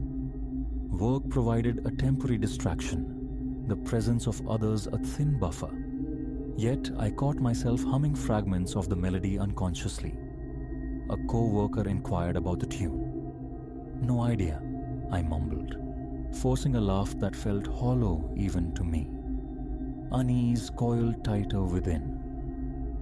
Returning home that evening, the hallway light was dead, plunging the approach to my door into gloom. Keys fumbled in the lock. Inside, flicking on the overhead light dispelled some darkness, but not the distinct chill permeating the air. Landlord tinkering with the thermostat again? Perhaps. I dropped my bag, the sound echoing slightly. Walking towards the bedroom, each step felt heavier. The moment I crossed the threshold, the humming met me, louder now, undeniably present. I froze, staring at the wall. My chest constricted. Switching on the bedside lamp revealed the stain. It looked swollen, engorged, like saturated fabric about to tear. Its edges frayed outwards, the center almost black. Swallowing hard, I took a hesitant step closer. The humming held steady, a slow, resonant drone. I forced my fingertips to the surface, ice cold, and yet it tingled, a faint vibration beneath the chill. I snatched my hand back as if burned. My breathing grew shallow, heart pounding a frantic rhythm against my ribs. Retreating to the living area, I sank onto the couch, trying to quell the rising panic. My leg bounced uncontrollably. I rubbed my hands together, seeking friction, warmth. The urge to call someone, anyone, warred with acute embarrassment. Hey, there's a singing stain on my bedroom wall. Ridiculous. I picked up my phone, scrolled through contacts, then set it down again, defeated. I stayed there until hunger forced me up. A microwaved meal, consumed without tasting. Television flickered, unwatched, its dialogue failing to penetrate the low, persistent hum that seemed to bleed through the very walls, an omnipresent reminder. After eating, drawn by that compulsive need to understand, I gathered my notebook. If I could just map the entire melody, perhaps I could control it, stop it. But as I studied the notes, focusing, my vision blurred again. A heavy fatigue settled behind my eyes, morphing into a throbbing headache. I pushed through it, softly singing a few measures, stopping abruptly to gasp for air as my chest seized, feeling crushed beneath an invisible weight. Rising, I paced the small living area, thoughts racing, glancing repeatedly at the dark bedroom doorway, half expecting something. The tension remained, a physical presence in my shoulders. Sleep on the couch seemed the only option. Lights off, I lay down. The scratchy fabric and sinking cushions offering little comfort. The humming, though muffled, echoed in my skull. A tremor persisted in my hands. Breathing remained shallow. Exhaustion eventually claimed me. Hours later, I awoke drenched in sweat. The humming was deafening, a physical force in the room. I bolted upright, heart seizing. Phone screen glare, 3:00 a.m. The sound didn't diminish as I crept to the bedroom door. Inside, the stain appeared to pulse in the dimness. Light on. A subtle vibration resonated through the floorboards beneath my bare feet. Hand trembling, I touched the wall again. Cold, yes, but undeniably moving. Beneath my palm, a sickening, subtle undulation. Nausea surged. I backed away, collapsing onto the edge of the bed, staring at the monstrous bloom on the wall. What could I even do? Paint over it? A laughably inadequate solution. The melody shifted subtly, climbing in pitch before descending again. Covering my ears did nothing. The sound was inside me now. Panic clawed at my throat, raw and urgent. My breathing hitched, ragged. Pulse hammered in my ears, so violently I feared I might pass out. Something is going to come through. I scrambled out, grabbing my phone from the couch. The landlord. At 3 a.m., useless. I paced the kitchen, a trapped animal. The vibration seemed to fill the entire apartment now. Leave. Where? Work tomorrow. No funds for a hotel. Calm down. I splashed cold water on my face in the bathroom, meeting my reflection. Pale, dark ringed eyes, sweat-plastered hair. A stranger staring back. Deep breaths, forced calm. Back to the bedroom. Sitting on the bed, I tried anchoring myself to the physical. The cluttered nightstand, wrinkled bedspread, socks on the floor, dust motes dancing in the dim light. And the stain, dark, wet-looking, inescapable. The humming, a constant pressure. My head throbbed relentlessly. Opening the notebook, I stared at the notes, the fragmented melody. Patterns began to emerge, a cryptic logic within the sequence. A code. Against my better judgment, I tried humming the longer sequence I'd pieced together. A twisting pain radiated through my chest. Jaw clenched, sweat dampening my forehead, I pushed on. The stain seemed to respond, its edges visibly curling inward. A cough tore from my lungs, nearly making me drop the notebook. Air refused to fill my tightening lungs. I stopped humming, gasping, vision swimming. Collapsing back onto the bed, I waited for the world to steady. The humming subsided slightly, retreating but not vanishing. Clarity pierced the fear and nausea. The more I deciphered, the more I fed it. The melody wasn't just a sound. It was sustenance. And my attention, my attempts to replicate it, strengthened the stain, empowered whatever lurked behind it. The apartment itself seemed complicit, reacting to the alien music. Finishing the song felt like completing a ritual, issuing a summons I dared not voice. The thought of what might answer, what might tear through the fragile plaster, sent a fresh wave of sickness through me. I rolled onto my side, trying futilely to block the sound, the knowledge. Sleep must have overtaken me again, because the next awareness was the jarring bleat of my morning alarm. Stiffly, painfully I rose, showered, tried to compartmentalize the night's terror. In the morning light, the bedroom was quiet. The stain remained, perhaps looking smaller, less menacing. Go to work.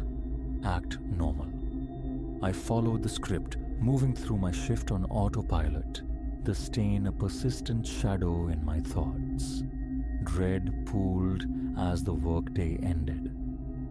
I lingered, checking pointless emails, nursing a coffee in a nearby cafe, delaying the inevitable return. Standing outside my door minutes later, the hallway light still out, fumbling again with the keys. Inside, the familiar chill greeted me. Lights on, silence, bag dropped, heart pounded with each step toward the bedroom, ears strained, anticipating the hum. Nothing. The stain was there, dark and uneven, but quiescent.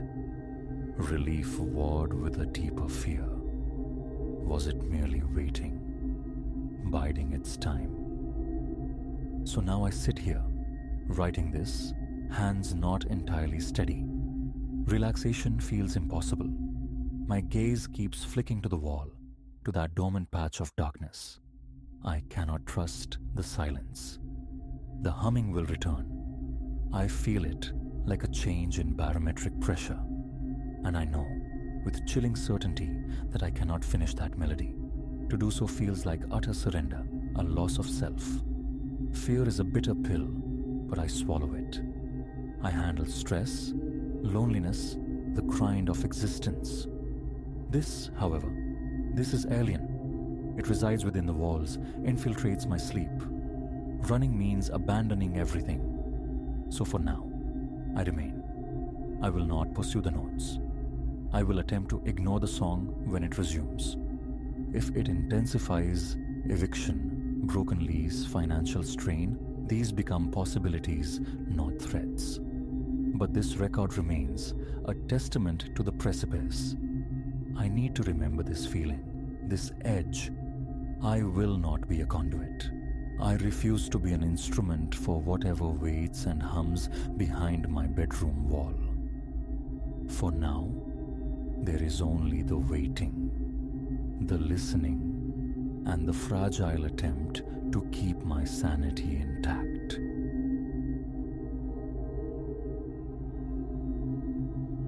Silence, thick as velvet, draped the grand foyer until the lock yielded with a metallic sigh. Elara froze, the rhythmic thudding in her ears drowning out the house's quiet dignity. She shouldn't be here, lingering inside the opulent shell of Blackwood Manor long after the viewing concluded. But the soft cadence of approaching footsteps echoing from the direction of the state-of-the-art kitchen sent a jolt of ice through her veins. An unscheduled arrival, and the creeping certainty that this visit wasn't about admiring the property curdled in her stomach. Elara, 5 years navigating the currents of property sales, matching aspirations to addresses, a purveyor of potential homes. Usually the rhythm was predictable. Tours, negotiations, the satisfying click of keys changing hands. Yet this particular autumn evening, as dusk bled purple across the meticulously sculpted grounds, trapping elongated shadows on the lawn, she found herself ensnared in a waking nightmare far removed from closing costs and commission checks. It began benignly, a standard showing for a property that practically sold itself. Blackwood Manor was indeed a jewel, a sprawling Victorian heart encased in modern luxury, secreted away on 5 acres of whispering woodland. Securing the listing had felt like winning a lottery. Visions of substantial earnings dancing in her head. The potential buyers, an impeccably attired couple radiating quiet wealth, had seemed captivated during their afternoon exploration. They'd posed astute questions, praised the intricate ceiling medallions, and mused aloud about the perfect placement for their concert grand within the cavernous living room. Then, as they prepared to depart, the wife had recalled a forgotten silk scarf, a whisper of lavender left adrift in the master suite. No trouble at all, Elara had assured them, her professional smile firmly in place. I'll retrieve it during my final sweep. Swing by the office tomorrow? They'd murmured their thanks and departed. Elara secured the heavy oak door, intending a swift return later, just to collect the scarf and perform her customary check. Lights off, doors secure. A small courtesy, standard practice for such prestigious listings, ensuring perfection for the next prospective gaze. Now, rooted to the polished floorboards of the entryway, she silently cursed that meticulous dedication. The lavender scarf lay precisely where she'd found it moments ago, draped carelessly over a mahogany console table. But before she could snatch it and retreat, the distinct sound of another key turning in the very lock she'd just secured had echoed through the stillness. Owners returning unannounced. The thought evaporated as low, urgent voices mingled with the scraping sounds of heavy objects being shifted. This was intrusion. This was violation. Heart hammering against her ribs, Elara edged towards the kitchen archway. Through the sliver of open space, she glimpsed two figures, alien in their dark attire. Neither belonged here. One, bulkier than his companion, hefted something metallic and utilitarian, a crowbar. "You take upstairs," the taller man rasped, his voice a rough scrape. "I'll start down here. Find the safe. It's supposed to be here." Burglars. The word detonated silently in her mind. She was an unwilling witness to a home invasion. Panic flared. Had she activated the security panel upon re-entry? Doubt gnawed. The plan had been a fleeting in and out. She recoiled instinctively, mind scrambling for an escape route. The front door was impossible. They'd hear the bolts slide. A hiding place, then dial the authorities. Her hand darted to her pocket, finding only empty lining. Nausea surged as she remembered. Her phone rested on the cool granite of the kitchen counter, carelessly abandoned upon her arrival. Footfalls pounded on the grand staircase. The second intruder was ascending. Action, immediate and desperate, was required. Elara slipped sideways into the adjacent study, easing the heavy door closed until it clicked softly into the frame. Darkness enveloped her, pierced only by the weak luminescence of distant streetlights filtering past thick velvet curtains. Her eyes darted wildly. The imposing desk? Too exposed. The towering leather-bound library shelves? Impractical. And then, tucked almost invisibly behind a large, leafy potted palm, a small, flush door. The dumbwaiter, an archaic charm that had delighted the afternoon's visitors. She didn't hesitate. Squeezing into the cramped, dusty confines, she pulled the panel shut just as the study door swung open. Through the narrow wooden slats, she saw the erratic dance of a flashlight beam dissecting the gloom. "Clear in here," a voice reported upwards. "Find anything?" The reply drifted down. "Negative. Keep searching. That box has got to be somewhere." Elara held her breath, each inhale a betrayal in the suffocating closeness. The man prowled the study, the sounds of drawers being opened, walls being tapped, amplified in her tiny prison. Time stretched, taut and unbearable. Discovery felt inevitable. What then? Just as the tension threatened to snap her frayed nerves, a triumphant yell echoed from the upper floor. "Hey, think I got something." The man in the study bolted, his footsteps receding rapidly. Elara sagged against the rough wood, releasing a ragged, silent sob of air. Relief flickered, instantly extinguished. Trapped. No phone. No escape. She waited, straining her ears against the renewed silence, listening for any indication of their return. Convinced the immediate vicinity was clear, she cautiously pushed the dumbwaiter door open and slid out, muscles protesting. The house felt cavernously silent, yet alive with menace. The intruders remained. She needed her phone.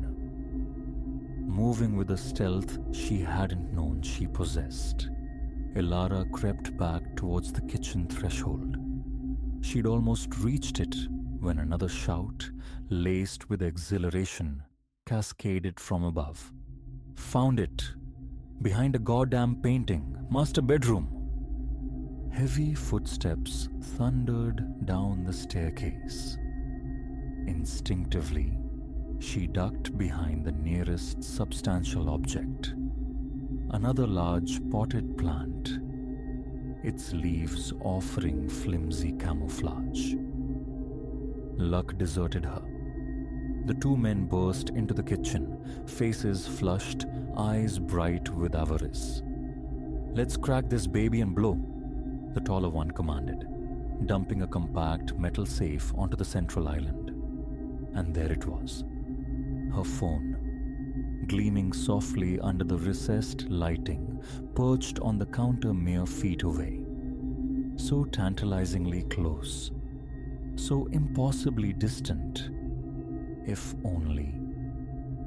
Their attention wholly consumed by the challenge of the safe, Elara began to inch forward, extending her hand, fingers trembling, reaching for her digital lifeline. Closer, closer. Her fingertips brushed the cool glass screen. Relief, potent and dizzying, washed over her as her hand closed around the device. But as she started her slow retreat, her elbow connected with a tall ceramic vase. It wobbled, a sickening, slow-motion arc before shattering spectacularly on the tiled floor. Silence crashed down, heavier than the shards. Two pairs of startled eyes snapped towards her. For an electric second, mutual shock held them all immobile. Then, pandemonium erupted. Elara scrambled for the back door, her fingers clumsy on the deadbolt as guttural shouts echoed behind her. She burst into the chill night, air searing her lungs, sprinting across the dew-slicked lawn. A frantic glance back confirmed her fear. They were pursuing, their heavy tread gaining ground with terrifying speed. She plunged towards the dark embrace of the woodland bordering the estate, desperate for its concealing shadows. Branches lashed her face, unseen roots threatened to trip her as she crashed through the undergrowth. Their pursuit was relentless, a brutal symphony of snapping twigs and labored breathing closing in behind her. Her foot snagged. She pitched forward, landing hard, the impact driving the breath from her body. As she struggled to rise, a hand clamped onto her arm like a vice, wrenching her around. She stared into the furious, panicked eyes of the taller burglar. "Bad timing, lady," he snarled, his fist drawing back. Primal instinct surged. Elara drove her knee upwards with all her might, connecting solidly. He buckled with a strangled gasp. She didn't wait. She ran, blindly, fueled by pure adrenaline, unsure of direction, only knowing she had to escape. Trees blurred past. Finally, she stumbled out of the woods, collapsing onto the manicured lawn of a brightly lit house on a quiet, residential street. The distant wail of sirens grew steadily louder. A porch light flicked on. An elderly woman, wrapped in a floral bathrobe, peered out. "Good heavens! Are you all right, dear?" Her voice was laced with concern. "Shall I phone the police?" Elara could only nod, gulping air, unable to form words. As the woman vanished back inside, Elara's gaze fell to the phone still clutched fiercely in her hand. Somehow, through the terror and the flight, she'd held on. Minutes later, flashing blue and red lights painted a tranquil street. An ambulance crew arrived alongside the officers. As paramedics tended her scrapes and bruises and she recounted the night's events in halting sentences, the enormity of it settled over her. A routine task twisted into a terrifying ordeal. She'd navigated a burglary, fled through darkness, fought back, and emerged, battered but alive. In the ensuing days, filled with police reports and the lingering echo of fear, a profound sense of vulnerability took hold.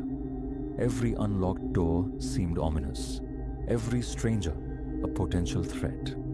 Yet, beneath the trauma, a different awareness bloomed, a resilience forged in terror. She had confronted the unthinkable and endured.